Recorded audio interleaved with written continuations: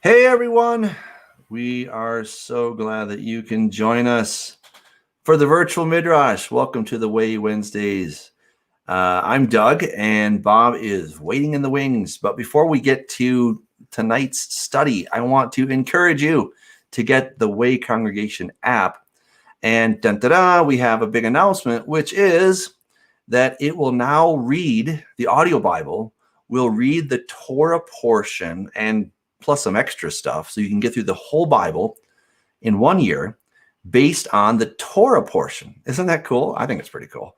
I don't know. I think you're going to think it's cool too, because now, instead of, listening to the Bible is awesome, but if you can listen to the Torah portion, how much cooler is that, right? So make sure to check that out. It's right there. If you consider yourself, a member or, part of the Way congregation and part of this ministry that God is doing, and you want to support that, you can give right through the app. So check that out. It's pretty awesome as well. We have books on there. Ed Doss's book is on there. I'm going to be interviewing him tomorrow, so check that out. Instead of our normal prophecy roundtable, we'll be doing that instead. So I hope you can join us for that. And let's see, this coming Shabbat, we are having our regular service. So check that out. And one more thing, the first Friday of every month, we are having an Erev Shabbat, kind of a Friday night get together at the church. So there'll be some food, there'll be some fellowship, and we'll break the bread. So please come for that. It'll be really a wonderful time. And that is starting at 6 o'clock at the Lakewood location there in Colorado. All right, so please come and join us. All right, without any further ado, here is my good host, co-host, Bob.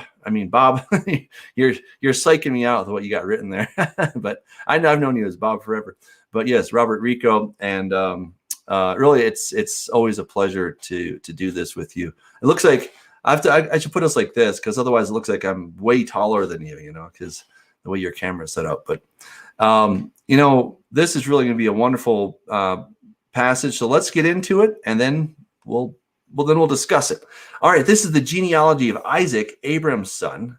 Abram begat Isaac. When Isaac was 40 years old, he took Rebekah as wife, the daughter of Bethuel, the Syrian of Padan Aram, the sister of Laban the Syrian. Now Isaac pleaded with the Lord for his wife because she was barren, and the Lord granted his plea, and Rebekah his wife conceived. But the children struggled within her, and she said, "If all is well, why am I like this?" So she went to inquire of the Lord. And the Lord said to her, "Two nations are in your womb, two peoples shall be separated from your body. One people shall be stronger than the other, and the older shall serve the younger." So when her days were fulfilled for her to give birth, indeed there were twins in her womb. And the first came out red. He was like a hairy garment all over, so they called him Esav. Afterward, his brother came out, and his hand took hold of Esau's heel, so his name was called Jacob. Isaac was 60 years old when she bore them. And so the boys grew, and Esau, or Esav in Hebrew, was a skillful hunter, a man of the field, but Jacob was a mild man, dwelling in tents. And Isaac loved Esau because he ate of his game, but Rebekah loved Jacob. Now Jacob cooked a stew, and Esau came in from the field, and he was weary. And Esau said to Jacob, "Please feed me with that same red stew, for I am weary." Therefore, his name was called Edom, which means red. But Jacob said, "Sell me your birthright as of this day." And Esau said, "Look, I'm about to die. So what is this birthright to me?" Then Jacob said, "Swear to me as of this day." So he swore to him and sold his birthright to Jacob. And Jacob gave Esau bread and stew of lentils. Then he ate and drank, arose, and went his way. Then thus Esau despised his birthright. Oh man, that is that's crazy stuff. And it looks like I lost Bob. I hope he comes back. So please come back, Bob. We need you. This is all right. Well, let's jump back into the text, and hopefully Bob will rejoin us very soon. But let's go back and take a look here. All right, so what we're doing, first of all, this is, of course, the genealogy. This is telling you, right, this is the next story. And Isaac, right, we've only heard a little bit from Isaac. We know that he was born, right, he was weaned, or he was circumcised. And then Abraham sent out a search party to find him a wife. And successful. All right. This guy's 40 years old when he takes Rebecca as his wife. Not everybody got married at 20. I guess that's something to keep in mind. And notice here that his wife is barren. It sounds like, just like his mother was barren, so too his wife is barren. Now, I don't know medically why. I have no idea. I guess it doesn't really matter. But the Lord is going to be with him. And I think this is such a beautiful picture that he prayed for his wife, and the Lord granted his plea, and Rebecca, his wife, conceived. But right after that prayer, what's happening? You've got these two nations within her. They're struggling, all right? And the Lord says, two nations are within your womb. Two peoples shall be separated from your body. One shall be stronger than the other, and the older shall serve the younger. Now, that principle is something that we see again and again and again in Scripture. In fact, it really is at the heart of so much of what we see in Scripture. Going straight back to Satan. Satan was the greatest of all of God's creatures, the greatest, right? He had all the looks, he had the brains, and he was the standard of perfection. And the one thing he didn't want to do was to be a servant. But guess what? Jesus came, and he was the greatest because he is the greatest, because he's the creator of all things, king of heaven and earth, second to none except the Father. And guess what? He comes and lays down his life. He washes people's feet. He takes that ultimate place of submission as the great king, but he comes to serve others. And that is a principle that we see repeatedly in Scripture, that the greatest will serve the lesser. And it's one of those lessons that is really hard because we don't really want to die to ourselves. Dying to ourselves hurts, right? It means that I have to lay down my desires, my prerogatives, sometimes rightfully earned prerogatives, right? I worked hard for these things, and now you want me to give them up? What? I mean, come on. Now, in Satan's case, he worked for nothing, right? So everything he had was a gift from the Lord, and he had nothing to boast about, even though he was pretty full of himself. But sometimes in this world, we can work really hard and we can achieve things, and then God asks us, okay, I want you to, to give this thing up. And sometimes that's very difficult. However, when we take a step back and we say, okay, I get it, Lord. I mean, yeah, I did work hard for these things. But when I think about it, you gave me the place that I was born in the world. And, maybe I had a silver spoon or a semi-silver spoon in my mouth when I was born. I didn't deserve those things. I didn't deserve the good parents I had or the education that I had as compared to somebody else. And so when you really start to think about it, there really is nothing to boast about. And that is why humility, humbling ourselves, is so incredibly important. So that again is right here. And it looks like Bob is back. Awesome. Welcome back, Senor. You are still muted, so make sure to unmute yourself. Awesome. Yeah.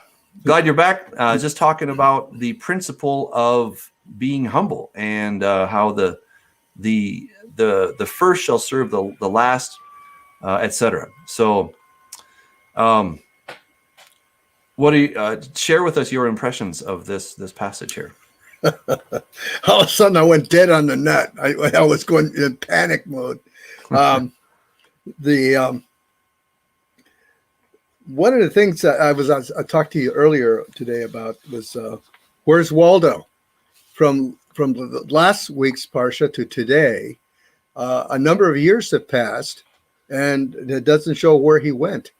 I mean, several things happened that we don't know about. Where was Mr. Laughter for his mom's funeral? Where was he between some of these stories? And the next thing we know is here he is with Rebecca, and he is in the land, and most likely that he was no longer there at Beersheba. He had gone further south, and there's a number of reasons for that. We won't go into it, except I lost a little bit of time. But nonetheless, his wife's having difficulty having a child. He intercedes for her. She intercedes. She takes the initiative and starts asking God, what is it that's happening here? By the way, Rebecca means ensnarer, a person that ensnares you. So that's interesting because we'll see how this pans out later on in terms of her name. So when we look at what's happening between the two boys, yeah, truly there's going to be two nations inside of her. And we all pretty much know the story of what happens. We know that eventually, as they grow older, one is a field guy. He loves going out and hunting. He loves to go out into the field, and his dad loves him. You know, he's the sports guy. He's the guy that he's going to become the All-American. He's the guy that's going to go out there, and every fall he's going to go hunting, and his dad really enjoys that. He likes the meals that he has from his hunting that his wife prepares. And then we have his brother, who Yaakov, he's the man of the tent. And there's an idiom within Judaism that talks about the people of the tent. There's a lot written about people of the tent. The Mishkan is the tent in a future in which God's presence will reside. We see here that he's a man of the tent, and the idea is he wasn't necessarily the bookworm, but the tent. Whose tent is this? This tent is his grandmother's tent. And Sarah was where the future was going to be. It wasn't going to be with the firstborn. It was going to be with Sarah's child. And Isaac, Mr. Laughter, made everybody happy. But there's a lot of things that happen inside the tent. In a Bedouin society like this was,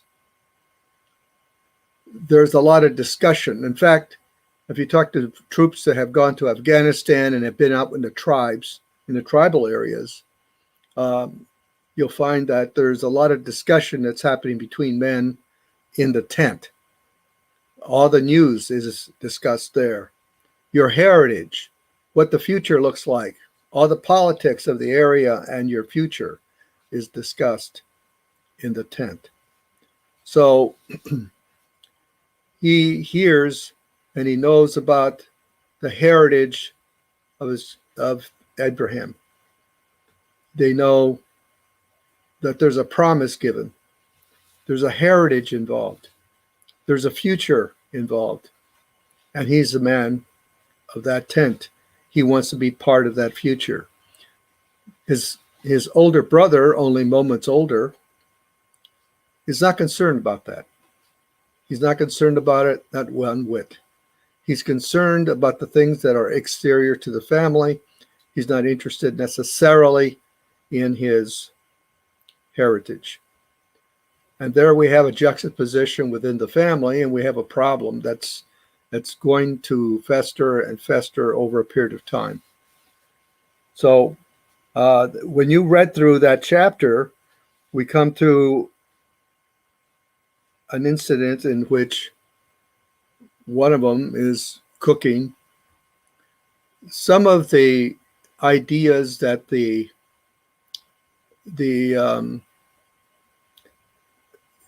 Jewish commentators have made about this meal and why this man came, his brother, it was a commemoration meal, a memory of their grandfather. Something was happening with our tempestuous little brother or older brother, who was very much in a hurry, and he was starving. He was unsuccessful in his hunt, probably. And he finally got home, and he was famished, and wasn't really interested in this particular time, or if they were commemorating Abraham, remembering their granddaddy. At any rate, it says a very interesting thing about the exchange. The exchange is, I'll give you a bowl of beans if you will give me your birthright. Now, what was the birthright about? I mean, there's two things happening in this story towards the end. But what is the birthright? That his older brother despised. That's a pretty strong word. He despised the birthright. He had no interest in it. None. And in the process, he says, just give me the beans, you can have the birthright. Now, is there a document involved here? Is there a ribbon? Is there a special ring that goes with that birthright? No. The birthright was to be the priest over the family. He was to be the priest. He was the oldest one. He was the one on whom he was to entreat God and intercede for his family. Mm-hmm. He was not interested. You know, just to put that in modern vernacular, I'll edit myself, but it's basically saying I don't give a blankety blank about that effing blankety blank document or whatever birthright thing, right? I mean, that's what it means to despise that. Like, if we put that into modern talk, that's essentially what Esau is saying is, I don't give a blank, blank, blank. I don't give two blanks about that blank. I mean, that's what he's doing. And you're like, wait a second, this is a treasured, not document, but it's a treasured right that you have. That's exactly right. So right. You're counting it as worthless? Like, this is worth a lot. I mean, you just can't even put this into monetary amount, how much this is worth. And you're like, what do I care about that stupid thing? It's invisible. It's not material. You're going to be the head of the family by praying over us, by interceding for us. You're going to be the spiritual head of the clan, or you're going to turn around and you're going to be a judge over my children. Is that what you're going to be doing? I don't care. That is nothing. Which tells us something about being inside the tent and listening, and not experiencing, because we're going to catch some of that downstream. But there was a heritage that was being laid down in which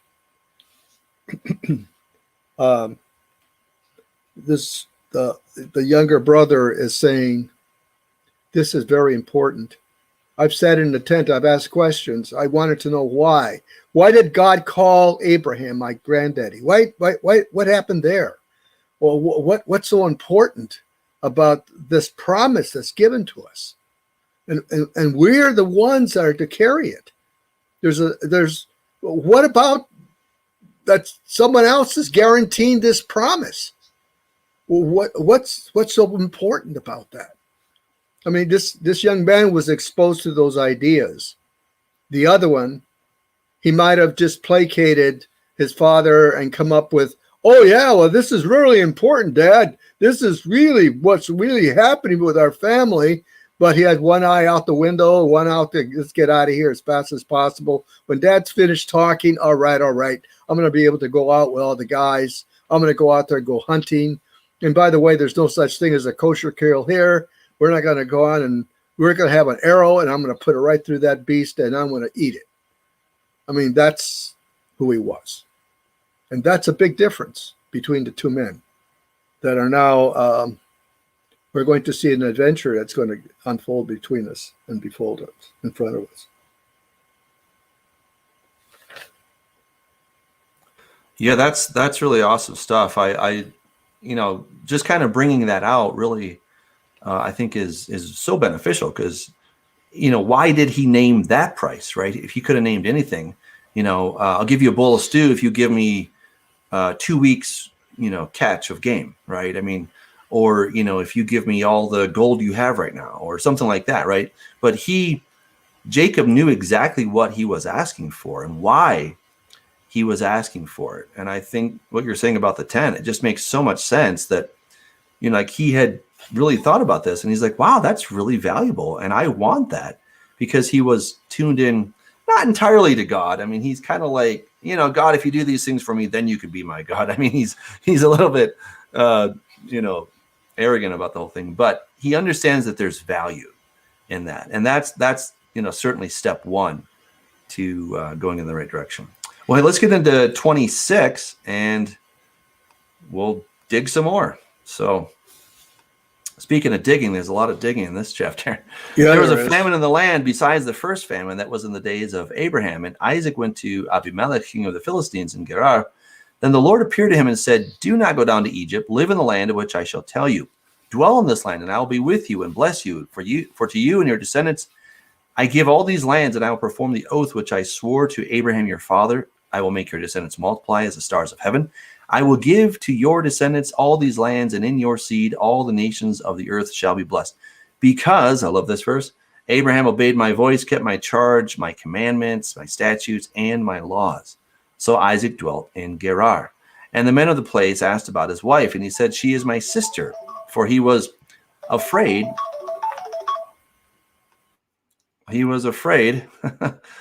One of these days we'll get Bob to turn off his microphone. All right. So he said, she is my sister, for he was afraid to say she is my wife, because he thought, lest the men of the place kill me for Rebekah, because she is beautiful to behold.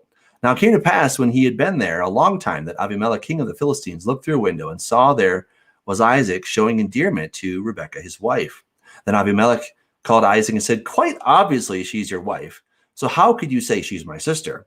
Isaac said to him, because I said, lest I die on account of her. And Abimelech said, what is this you have done to us? One of the people might soon have lain with your wife, and you would have brought guilt on us. So Abimelech charged all his people, saying, he who touches this man or his wife shall surely be put to death. Then Isaac sowed in that land and reaped in the same year 100-fold, and the Lord blessed him. The man began to prosper and continued prospering until he became very prosperous, for he had possessions of flocks and possessions of herds and a great number of servants. So the Philistines envied him. Now the Philistines had stopped up all the wells which his father's servants had dug in the days of Abraham his father, and they had filled them with earth. And Abimelech said to Isaac, go away from us, for you are much mightier than we. Then Isaac departed from there and pitched his tent in the valley of Gerar and dwelt there. And Isaac dug again the wells of water which they had dug in the days of Abraham his father, for the Philistines had stopped them up after the death of Abraham. He called them by the names which his father had called them. Also Isaac's servants dug in the valley and found a well of running water there. But the herdsmen of Gerar quarreled with Isaac's herdsmen, saying, the water is ours. So he called the name of the well Esek, because they quarreled with him. Then they dug another well, and they quarreled over that one also. So they called its name Sitnah.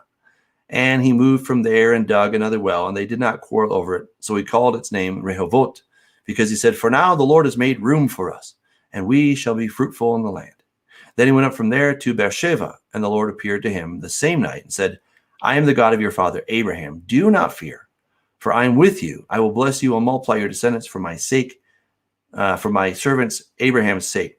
So he built an altar there and called on the name of the Lord, and he pitched his tent there, and there Isaac's servants dug a well.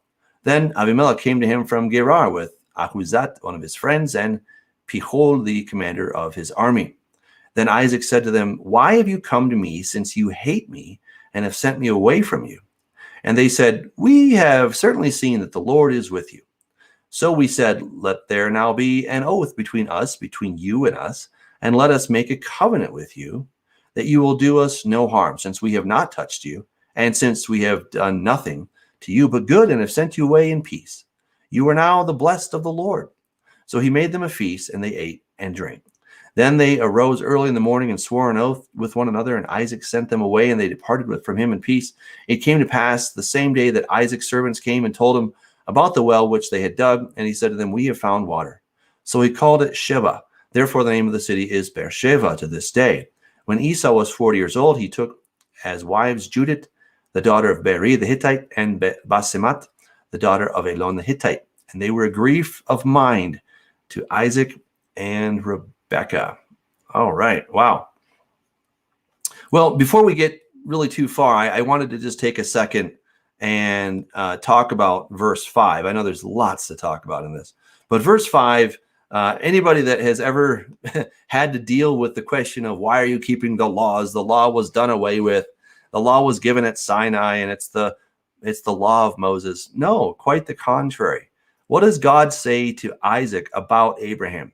He says, Abraham obeyed my voice, kept my charge, my commandments, that's mitzvotai, my statutes, chukotai, ve torotai, and my laws, my Torahs, my instructions, right? So he makes it so clear that God's commandments, his Torah, is not something that he came up with at Sinai. These are God's values. And that verse is a powerful one because you see very, very clearly that a man some 500 years, roughly 600 years before the giving of the Torah at Sinai was already doing the things that God wanted him to do and the things that God says he's going to put in the new covenant. Right? So there's so much to that. All right. Well, that was my insight. Why don't you take it away, Bob? I know so many great things in here, and we can just kind of chat on them. Well, some of the language in here, exactly in that verse, is pretty powerful. The word Shema in verse, he kept, Mm-hmm.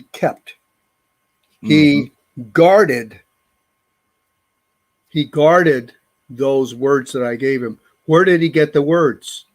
They were getting them in the tent with instruction that was coming. So one son just placates everybody. Oh yeah, that's important. And the other one takes them to heart. The other one is listening to what those words are. And what else is going on? And my charge, and the word in Hebrew gives you the idea that you are a guard who has a prisoner, and your responsibility is to make sure that the prisoner is a prisoner, that he does not escape. So you have to be diligent in your charge that you have. So the understanding is Abraham understood this. He understood how important it was that he was the friend of God, and that he would withhold nothing from him, nothing. And yet he then gave him the pearls of heaven and told him, you're going to be responsible for a people, a nation, the world. You're not going to guarantee this. I am. That's how important it is to me, your friend and your God. He takes that to heart, and he passes that on to his family. And as we move through these stories, we see how important or unimportant those words are. So that's what I had to comment on that. Absolutely. Yeah. Keep going. I'm loving it. Oh, this is good. Okay. Yeah. There's other elements that are really important that as we're going through the blessing that is given to Isaac, he is discussing the issue with Abimelech, and he's going to stay in the land. What's interesting is Gerar means like it's a resort. It's a place you don't stay at. You don't stay there. It's not going to be your retirement program. Mm-hmm. It's a lodge. That's literally what it means. It's a place of lodging. So it's the same word as ger, for those that maybe know some Hebrew. Ger is a stranger, foreigner, sojourner. So it's the place of sojourning, essentially. Yeah, it's a place where strangers gather, and they drink the water, they eat all they're going to eat. It's the little Las Vegas in town, and everybody comes from all over to this area of this man's this Abimelech's kingdom, who's a very powerful man. And he notices that these people aren't moving along. In fact, they're moving along. They're actually going to plant themselves here. I'm really wondering if Isaac understood the promise, and I think maybe he did. We see some evidence of it. What was the promise that God gives to his grandfather? Everywhere your soul touches, I'm going to give you that land. So they're moving along the land, but he's there and he's going to establish himself. He's going to establish his family there. He's going to do all he can to do it. And what happens is the rest is history. We see about his wife and what effect it has in the king's face. And finally, the king is so upset about what happens. He says, this man's going to has a special place. Of all the different strangers that we have in this area, this guy's going to have a special place. He gets King's X. Nobody touches him. Nobody messes with his family. Nothing. Just leave him alone. Well, in being left alone, God gives him 100-fold. And Abimelech takes notice of that for sure. And he's getting wealthier and wealthier and wealthier. And Abimelech is going, I don't know about this. If this guy starts cashing in on this, I remember the stories that his grandfather had an army. I wonder if this guy has an eye for my kingdom. That could have been one of the ideas that was in the back of his head. Well, I think it was. Look at verse 16. And Abimelech said to Isaac, go from us, for you are much mightier than we. That has an echo downstream. And where's that echo? Where does it land? Hundreds of years later, in a place called Egypt. And when we turn to Exodus 1:10, that's the argument that is used by Pharaoh and his advisors. They're saying these people, if something happens, they're going to join them or someone else that invades the land. And these people are from the other side. You never know. They may have allegiances, and if something happens here, they're going to overthrow our kingdom. Same argument. What was that about? It was about the blessing that God had given these people. And the blessing that God gives us, we have to start looking at things seriously around what happens to us. Who was the originator of all this hatred? Who's the originator of this envy? Who's the originator? It's the enemy himself. And Hasatan wants to destroy the promises that God gives us. Any success that we have may be misunderstood. Earlier, when I didn't, I kind of corner what you had said when the machine went down. The realities of meekness. When God gives us blessing upon blessing, and we are becoming a simply the currency for God to use us. We see this as an example in Peter and John going to the temple to pray. They find that they don't have any money to give to the poor, which was a requirement of righteousness at the time. And in their neediness, they're able to become God's handiwork, because on one hand, God gives them the ability, and on the other hand, they say, look at us, to the man that was born lame. And for 40 years, he laid there. And now he has the ability to transfer that blessing from God through themselves to another person. And that's the blessing. We get the word currency, money. Money is only a symbol of something of value, unless it's gold or silver. And if it's real, then in and of itself, it has intrinsic value, but it still doesn't do what it needs to do. It will not heal a person, for example. It's only a symbol of wealth. It's only a symbol. So all the symbols that God gives us to use, we are to be those transforming agents to change the world around us. He's looking for radical people that will be able to receive the blessing that God has intended for us, not to hold on to it, but to pass it on, and thereby demonstrating what the kingdom of God looks like. And later on, hundreds of years later, the Messiah will come, and he'll come heralding the kingdom of God. He'll be talking about what is the currency of that kingdom. How does it work? What are the values of the Torah that are expressed through humanity as we share God's love, God's compassion, God's goodness through us to the rest of the world?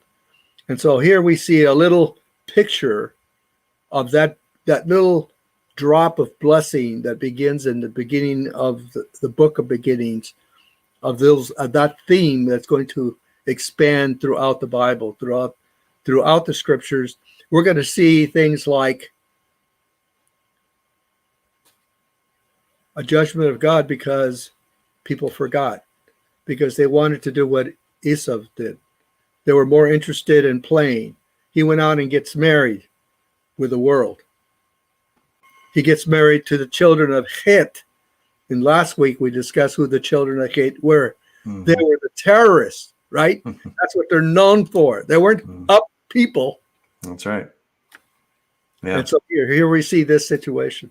Yeah. I also want to talk about how, we see Isaac doing the same thing that his father did, right? And that he goes and he says, this is my sister, right? Where did he get that trick? Well, from dad, obviously. I'm sure he heard all the stories. When your father and I went down to Egypt, can you believe what he said about me?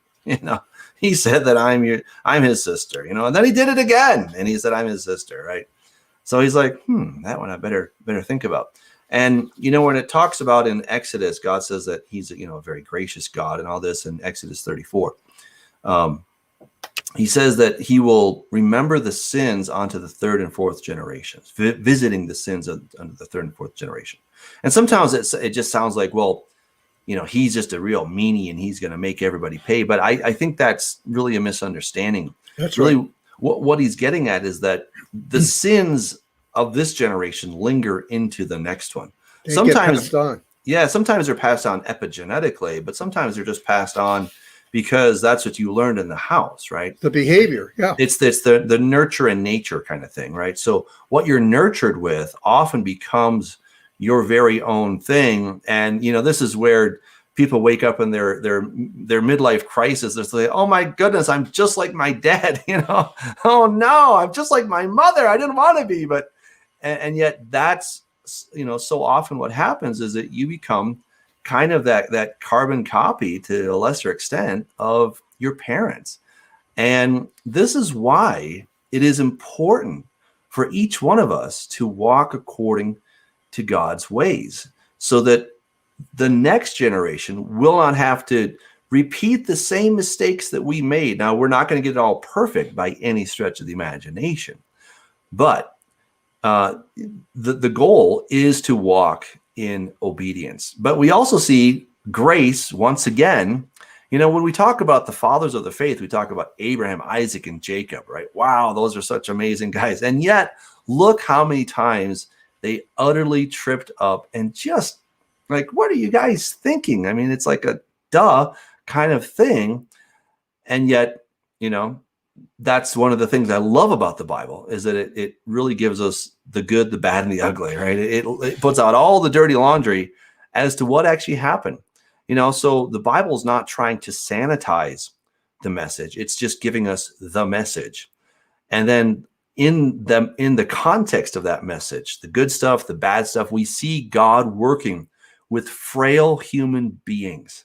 Isn't that good news? I think that's really, really good news, is that God will work with these frail human beings to still bring about his will in the end here. And so, I don't know, I got kind of jazzed about that.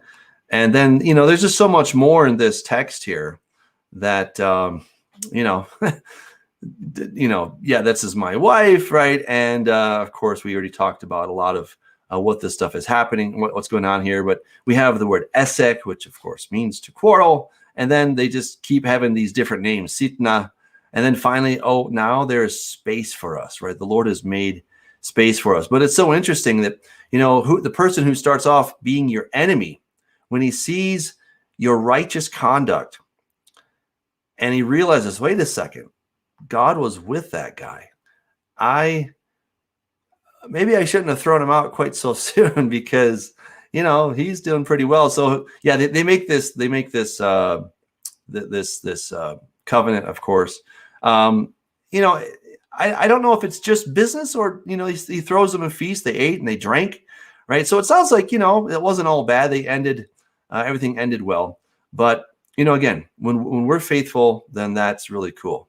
And then the last thing I just wanted to point out, sometimes, Bob, I think we both have heard many times that, Abraham was Jewish. Not true. Okay. That's Abraham right. was not Jewish. And I tell you, I understand people that say it. They're, in a sense, what they're saying is that, Abraham, Isaac, and Jacob were believing in the God of Abraham, Isaac, and Jacob, who's Jewish. And I'm like, yeah, I know what you're saying, but it's really inaccurate and it causes trouble downstream. And what happens is when you start saying that Abraham, Isaac, and Jacob were Jewish, then later when we come to the United Kingdom of Israel, splitting into two, and then we have the house of Judah and the house of Israel. And sometimes we have quite often we have different directions that they're going to go, only to be brought back together. If we just say that they're all Jews, then there's no theological space left to put them back together. And I feel like we kind of paint ourselves into a corner. So notice right here, who did Esau marry? He says when he was 40 years old, he took as wives Judith, right? I mean, that word right there in the Hebrew is Yehudit, okay, right here. So Yehudah is a man, Yehudit is a woman, right? So this is well before Judah even comes along. You have this woman named Yehudit, and it means praise. But this is, of course, the woman's name for praise. And so it just goes to prove, once again, just as from a little linguistic thing, that Abraham, Isaac, and Jacob were not Jewish. They were Hebrews, yes. They clearly believed in the God of Abraham, Isaac, and Jacob, right? The El Shaddai, Yehovah. They believed in that God.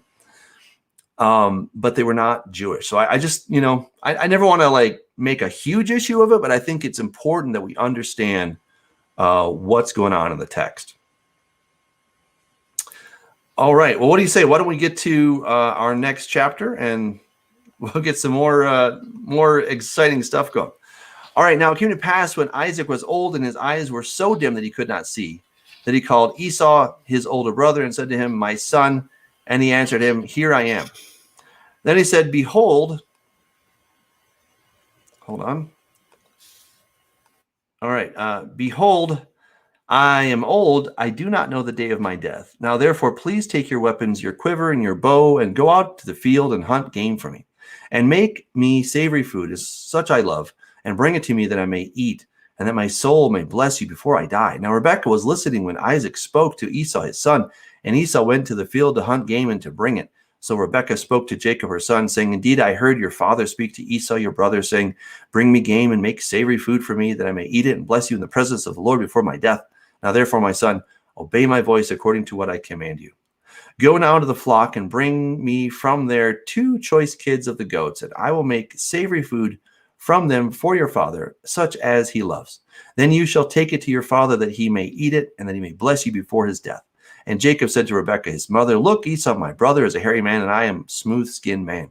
Perhaps my father will feel me, and I shall seem to be a deceiver to him, and I shall bring a curse on myself and not a blessing. But his mother said to him, Let your curse be on me, my son. Only obey my voice, and go get them for me.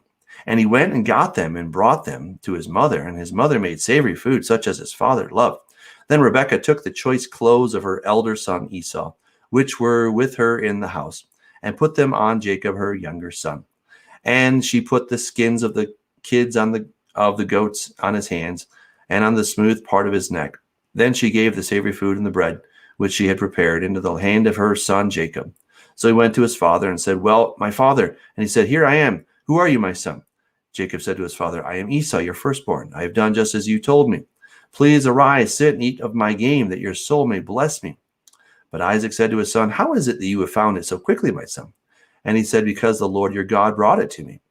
Then Isaac said to Jacob, Please come near, that I may feel you, my son, whether you are really my son Esau or not. So Jacob went near to Isaac his father, and he felt him and said, The voice is Jacob's voice, but the hands are the hands of Esau. And he did not recognize him, because his hands were hairy like his brother Esau's hands. So he blessed him. Then he said, Are you really my son Esau? He said, I am. He said, Bring it to me, and I will eat of my son's game, so that my soul may bless you. So he brought it near to him, and he ate, and brought him wine, and he drank. Then his father Isaac said to him, Come near now and kiss me, my son. And he came near and kissed him, and he smelled the smell of his clothing, and blessed him, and said, Surely the smell of my son is like the smell of a field, which the Lord has blessed. Therefore may God give you of the dew of heaven, of the fatness of the earth, and plenty of grain and wine. Let people serve you, and nations bow down to you. Be master over your brethren, and let your mother's sons bow down to you. Cursed be everyone who curses you, and blessed be those who blessed you. Now it happened as soon as Isaac had finished blessing Jacob, and Jacob had scarcely gone out from the presence of Isaac his father, that Esau his brother came in from his hunting. He also made savory food and brought it to his father, and said to his father, Let my father rise and eat of his son's game, that your soul may bless me. Then his father Isaac said to him, Who are you? So he said, I am your son, your firstborn Esau. Then Isaac trembled exceedingly and said, Who? Where is the one who hunted game and brought it to me? I ate all of it before you came, and I have blessed him, and indeed he shall be blessed. When Esau heard the words of his father, he cried with an exceedingly great and bitter cry, and said to his father, Bless me also, O my father. But he said, Your brother came with deceit and has taken away your blessing. And Esau said, Is he not rightly named Jacob? For he has supplanted me these 2 times. He took away my birthright, and look, he has taken away my blessing. And he said, Have you not reserved a blessing for me?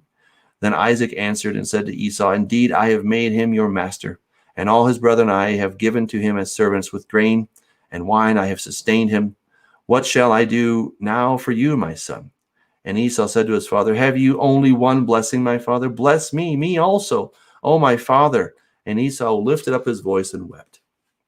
And Isaac his father answered and said to him, Behold, your dwelling shall be of the fatness of the earth, and of the dew of heaven from above. By your sword you shall live, and you shall serve your brother. And it shall come to pass, when you become restless, that you shall break his yoke from your neck. So Esau hated Jacob because of the blessing with which his father blessed him. And Esau said in his heart, The days of mourning for my father are at hand, and I will kill my brother Jacob. And the words of Esau, her older son, were told to Rebekah. So she sent and called Jacob, her younger son, and said to him, Surely your brother Esau comforts himself concerning you by intending to kill you. Now therefore, my son, obey my voice, arise and flee to my brother Laban in Haran, and stay with him a few days until your brother's fury turns away, until your brother's anger turns away from you and he forgets what you have done to him. Then I will send and bring you from there. Why should I be bereaved also of you both in one day? And Rebekah said to Isaac, I am weary of my life because of the daughters of Het. If Jacob takes a wife of the daughters of Het, like these who are the daughters of the land, what good will my life be to me? Wow. You know, this really raises an interesting question. Certainly, Esau despised the birthright. He didn't care about it at all. But it really seems like Rebekah has taken matters into her own hands.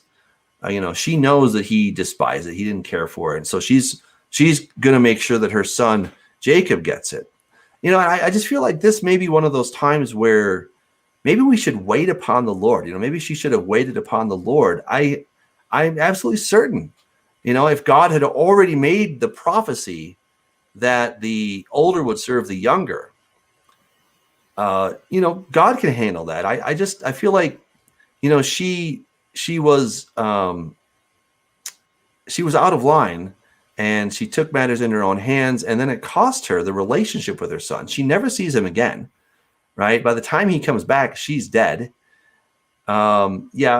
Esau is no longer angry by that time, but it really broke up the family. And I don't know. I think she could have done better. That's my opinion. Well, that anger is still with us today. Mm-hmm. I mean, it's it's not just 4 generations. It's gone on and on and on and on. And the sad thing about all this, the tragedies that happen when we don't trust God. She didn't trust the promise, because she hears that something's going to happen, and she still won't trust the promise. She doesn't trust Esau. She already knows who he is. He has 2 wives. He got them both at the same time. They're pagan women. They operate, and they are they're from the hate group. They are ruthless people, and they're not us. They're not our family, and we can't. I can't stand. I know my husband's going to die. I know it's almost on his deathbed, and can I trust this man to be a kind, generous, benevolent son when he's already has a bad reputation? I can't trust that. I've got to take it into my own hands. In fact, she takes it into her own name, right? Because she's the one that is herself a usurper. She is an ensnarer. So she weaves a conspiracy to go against her very husband. And it's really amazing. It's one of the only places in early literature like we have where the scripture talks about someone loving another. When she came from Mesopotamia and she sees this man who was 40 years old, she falls in love with him. He loves her. You notice that there isn't any other servants. There aren't any other concubines. There aren't other wives. This man was head over heels in love with her. And he took her to the place of safety where he learned all the stories about the family, to the tent of Sarah. That's why the tent idea is so important. And there he found her to be a loving, wonderful person. Now, this woman can't trust her children. Not this one. What's going to happen to me? God was going to work out that promise that he had given. It wasn't up to her to work it out. It's the same thing that was done to her. She did the same, in principle, the same thing. She, like her husband, lied to the king and said who she was. she in principle deceives also, Wow, that's a great point. and deceives her own husband, right? Mm-hmm. Deceives her own husband on his, not quite his deathbed, but towards the end of his days. And then she has, when the righteous son says, I can't do this. I can't do this. What does she say? You know, I can't do this. It's a cursed thing to do. Mm-hmm. I'll take the curse on me. I'll take the curse. I'll take the curse. And how many years was it that she still lived and lived and lived with Esau? Mm-hmm. In the greatest horror story that she could have imagined, the son that she loved, and where it is there, love. She loved him. And she raised him, and he was very special to her. She curses herself. She never sees him again, ever. And she lives with a horror story that she imagined in her mind. I mean, you start looking at the stories years and years and years ago, like Dallas or whatever, those things were on TV 30, 40, 50 years ago. Right. All this intrigue of the family doing this and that. I mean, this is exactly where this material comes from, and so all the intrigue that is going on. I mean, that has a little servant that goes on listening. Oh, I heard this. Quickly, she runs over and tells her matron, this is what's going on. There's going to be conspiracy. This is what's happening. Oh, I can't let that happen. And then what happens to the other son? The other son, Esau, who was so damaged. Oh, he's so damaged. He's such a great guy. And now he did this twice to me. Twice. What do you mean twice? What do you mean twice, son? What do you mean twice? Yeah. Well, you know what's interesting is that when we kind of compare this to the New Testament life of Jesus, same thing happened, right? You had Peter, right? Jesus says, I'm going to go be crucified. And he's like, no way, Lord. And he says, get behind me, Satan. And then another guy tried it, whose name was Judas. He didn't like Jesus' plan either. And so he betrays the Lord. And those are just two examples, right, of where when we get in the way of the Lord, we start trying to do his work, not our work, but his work. We mess it all up, right? I mean, in really huge ways, we mess it all up. I mean, I've heard this taught. Some people have said, well, she was justified in doing what she had to do. And I'm like, no, right? The principles, God's principles do not change, period.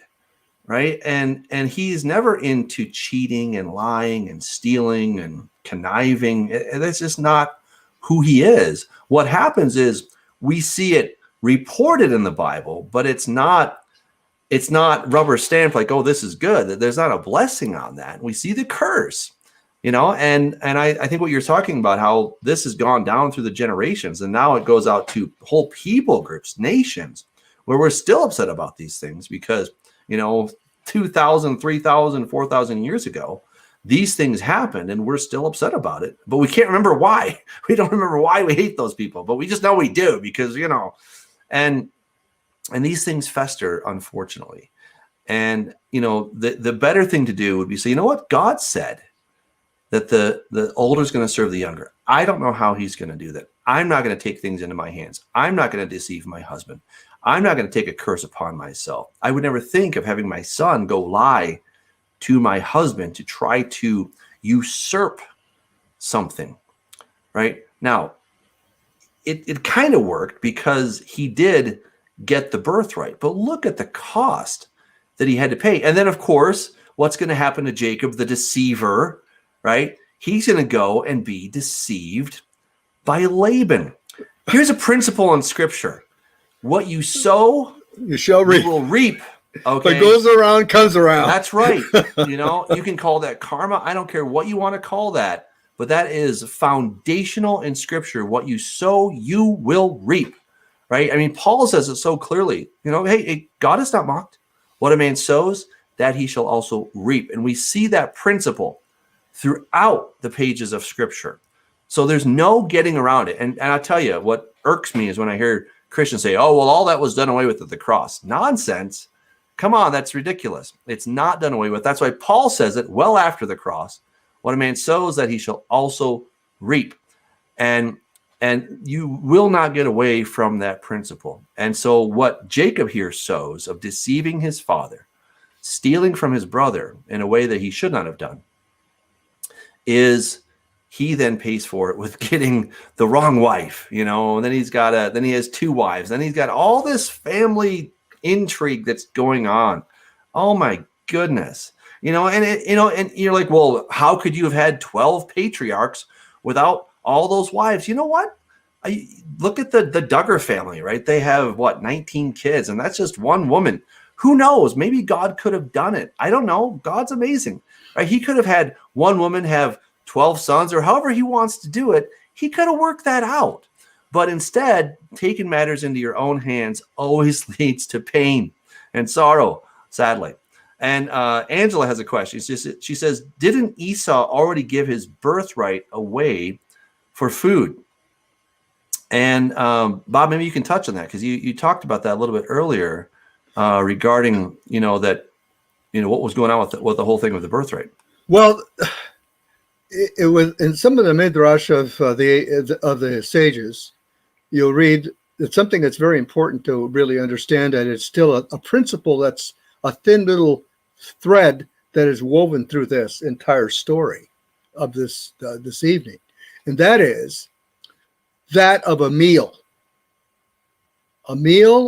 and a promise, a meal and a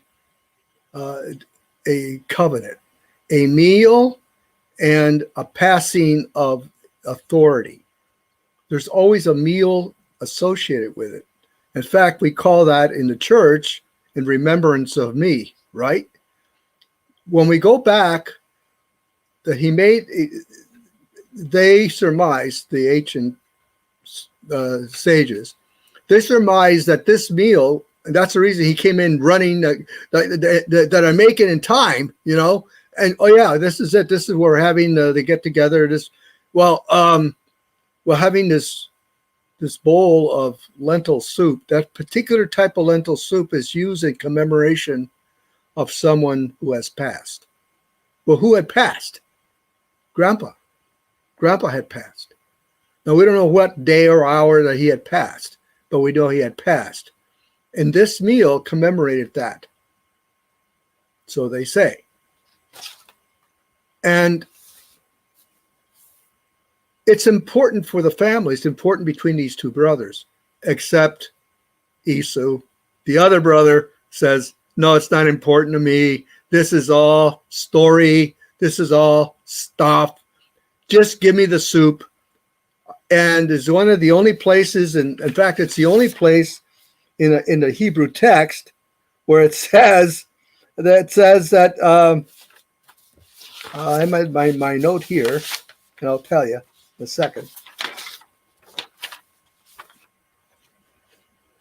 That's so interesting. That he ate right there, verse 34 of Genesis 25:34, and it's 1, 2, 3. You can see it there in Hebrew. It says he ate, drank, rose up, went straight out, and he despised his birthright. He hated it. But I mean, when you're seeing there in the text, right? There's one behind the other. Boom, boom, boom, boom, boom. I can hardly wait to get out of here. Yeah, you can have it. Just give me the meal. I'm out of here. I mean, think about that within the context of a family situation. Yeah, he had given it away. It was oral tradition, is that what you say with these lips goes on forever. It just passes into the wind. It is ruach. It is the wind. It is something eternal. So whatever you write down, that's why they say it. If the person behind it that writes it is no good, then the paper just tear it up. It's no good. The contract's no good, because it's all based on what that person has said and what that person is. Okay, so yeah, he didn't value it at all. He just wanted to do what he wanted to do, and so now he says it's so important that that to his father, who's on his deathbed, as it were, and he tells him, now he swindled me twice. But here's the irony of these intrigues in family businesses and inside families. Who ended up with everything anyway? Esau. That's who ended up with everything. What about the good guy? The super nice kid. The kid that knew everything and what to do. We'll see in the future, like the next Parsha. That's great. He'll say something like, when he's rolling around with the angel, right? Or he's at Bethel, right? He said, well, and then he's arrogant. Well, the God of my father, not my God, not me, not my relationship with this God. That's right. But I'll serve him if he gives me $1 zillion. I'll serve him if. And he lays out all these requirements. I mean, imagine to the angel of the Lord, you're saying, I'll serve you on these conditions. I mean, it wouldn't be the first time, right? It's not the last time. No, not the.